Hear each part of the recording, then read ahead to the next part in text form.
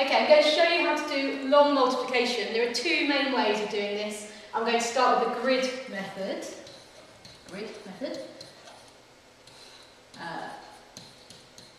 Because you draw a grid. Now I always draw my grid after I've put my numbers, so we're going to partition the numbers out. So we've got 560, and then we've got 28. And you can draw your grid in. It's important to draw your grid to make sure the numbers stay separate. Okay, then we fill in your grid. So to do this block, it's 500 times 20.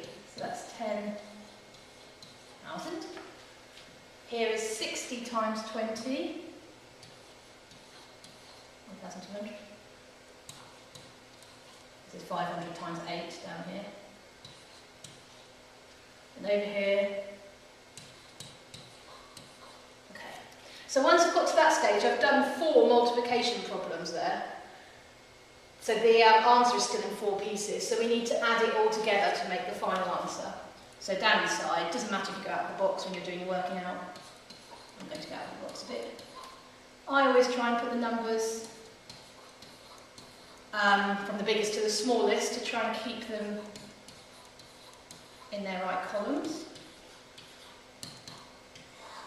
Don't do it in your head, always write it out, because especially in a test you might get a bit confused, so write it out. Okay, and that's your answer, so your answer goes in the box, like that. That's a grid method.